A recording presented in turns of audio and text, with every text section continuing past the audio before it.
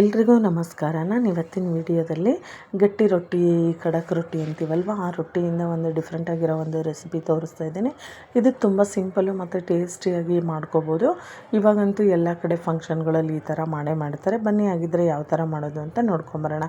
ನೋಡಿ, ಇಲ್ಲಿ ಫಸ್ಟ್ ನಾನು ಮನೇಲಿ ಏನು ಮಾಡ್ತೀವಲ್ಲ, ಶೇಂಗಾ ಪುಡಿ, ಖಾರದ್ದು ಗುರಳ್ ಪುಡಿ ಮತ್ತು ಚಟ್ನಿ ಪುಡಿ 3 ಪೌಡ್ರನ್ನು ನಾವು ಆಲ್ರೆಡಿ ಮಾಡಿಟ್ಕೊಂಡಿರ್ತೀವಿ ಪುಡಿಗಳನ್ನು. ಆ ಪುಡಿಗಳನ್ನು ಮಿಕ್ಸಿ ಜಾರ್ಗೆ ಹಾಕ್ಕೊಂಡು ಫಸ್ಟ್ ನಾನು ಹುಚ್ಚೆಳ್ಳು ಪೌಡ್ರು ಮತ್ತು ಶೇಂಗಾ ಪುಡಿನೂ ಮಿಕ್ಸಿ ಮಾಡಿಕೊಂಡು ಅದಕ್ಕೆ ಈ ಚಟ್ನಿ ಪುಡಿ ಹಾಕ್ಕೊಂಡು 3 ನೀಟಾಗೆಲ್ಲ ಮಿಕ್ಸ್ ಮಾಡಿ ಇಟ್ಕೊಂಡಿದ್ದೀನಿ.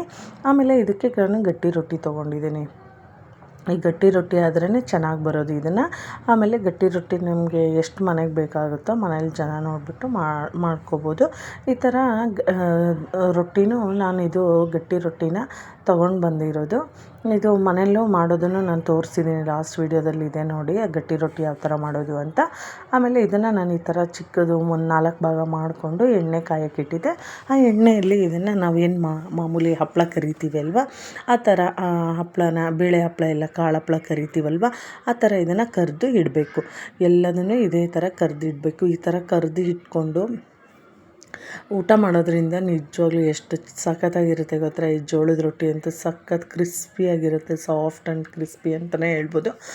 ಅಂದರೆ ತುಂಬ ಗಟ್ಟಿ ಇರಲ್ಲ, ಸಖತ್ತಾಗಿ ಬರುತ್ತೆ ಇದು. ಈ ಥರ ರೊಟ್ಟಿನ ಜೋಳದ ರೊಟ್ಟಿ ಕರಿಯೋದ್ರಿಂದ ಇವಾಗಂತೂ ನಮ್ಮ ಸೈಡು ಮೀನ್ಸ್ ನಾರ್ತ್ ಕರ್ನಾಟಕ ಕಡೆ ಎಲ್ಲ ತುಂಬ ಎಲ್ಲ ಫಂಕ್ಷನ್ಗಳಲ್ಲೂ ಈ ಥರ ರೊಟ್ಟಿನ ಕರೆದುಬಿಟ್ಟು ಇದಕ್ಕೆ ಒಂದು ಕಾಳು ಪಲ್ಯ, ಇಲ್ಲಾಂದರೆ ದಾಲು, ಎಣ್ಗಾಯಿ ಪಲ್ಯ ಈ ಥರ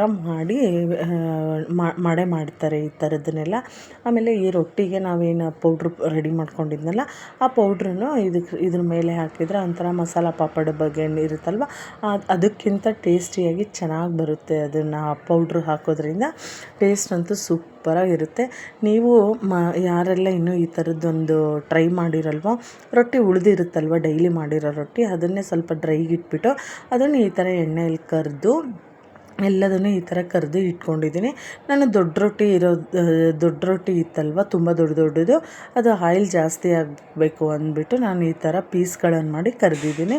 ನಿಮಗೆ ಮನೇಲಿ ಏನಾದರೂ ನೀವು ಚಿಕ್ಕ ರೊಟ್ಟಿ ಮಾಡ್ಕೊಂಡಿದ್ರೆ ಹಂಗೆ ಡೈರೆಕ್ಟಾಗಿ ರೌಂಡ್ ಇರೋ ರೊಟ್ಟಿನೇ ಕರೆದು ನೋಡಿ, ಈ ಥರ ಮೇಲ್ಗಡೆ ನಾನು ಅದೇನು ಪುಡಿ ಮಾಡ್ಕೊಂಡಿದ್ನಲ್ವ, ಆ ಪೌಡ್ರನ್ನ ನಾವು ನೀಟಾಗಿ ಈ ಥರ, ಅದು ಎಣ್ಣೆಲಿ ಕರೆದಿರ್ತೀವಲ್ವ, ಸ್ವಲ್ಪ ಆಯಿಲಲ್ಲಿರುತ್ತಲ್ವ, ಅದೆಲ್ಲ ನೀಟಾಗಿ ಈ ಪೌಡ್ರನ್ನ ಹೀರ್ಕೊಂಡು ಇದು ಎಲ್ಲ ಟೇಸ್ಟ್ ತುಂಬ ಚೆನ್ನಾಗಿ ಬರುತ್ತೆ. ಈ ಪೌಡ್ರಂತೂ ಸಖತ್ ಟೇಸ್ಟಿಯಾಗಿರುತ್ತೆ. ಉಪ್ಪು, ಖಾರ, ಹುಳಿ ಮತ್ತು ಸ್ಪೈಸಿಯಾಗಿರುತ್ತೆ, ಚೆನ್ನಾಗಿರುತ್ತೆ. ಅದು ಖಾರ ಅನ್ನಂಗೆ.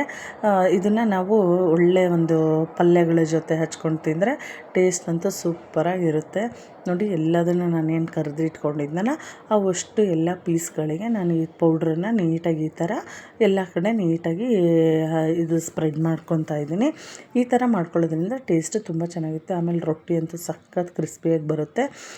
ಹಪ್ಳಕ್ಕಿಂತನೂ ಕ್ರಿಸ್ಪಿ ಚೆನ್ನಾಗಿರುತ್ತೆ. ಇದು ಟೇಸ್ಟ್ ಕೂಡ ಸೂಪರಾಗಿರುತ್ತೆ. ನೋಡಿ, ಎಲ್ಲದನ್ನು ನಾನು ಈ ಥರ ಪೌಡ್ರು ಉದುರಿಸ್ಬಿಟ್ಟು ಇಟ್ಕೊಂಡಿದ್ದೀನಿ. ಇವಾಗ ನಾನು ಇದಕ್ಕೆ ಸೊಪ್ಪು ಹಾಕ್ಬಿಟ್ಟು, ಪಾಲಕ್ ಸೊಪ್ಪು, ಮೆಂತ್ಯ ಸೊಪ್ಪು, ಈ ಸಬ್ಸಿಗೆ ಸೊಪ್ಪು ಎಲ್ಲ ಹಾಕ್ಬಿಟ್ಟು ನಾನು ಒಂದು ಗಡ್ಡೆ ಸೊಪ್ಪು ಥರ ಮಾಡಿದ್ದೆ, ದಾಲ್ ಥರ ಮಾಡಿಬಿಟ್ಟು ಈ ರೊಟ್ಟಿಗೆ ಚೆನ್ನಾಗಿರುತ್ತೆ. ಇದು ದಾಲ್ ಥರ ಮಾಡಿಕೊಂಡ್ರೆ, ಇಲ್ಲಾಂದರೆ ಕಾಳುಗಳನ್ನ ಮೊಳಕೆ ಕಟ್ಬಿಟ್ಟು ನೆನೆಸ್ಬಿಟ್ಟು ಆದರೂ ಮಾಡ್ಕೊಬೋದು, ಮೊಳಕೆ ಪಲ್ಯ, ಇಲ್ಲ ಅಂದರೆ ಇದು ಎಣ್ಗಾಯಿ ಪಲ್ಯಗಳನ್ನು ಮಾಡ್ಕೊಬೋದು.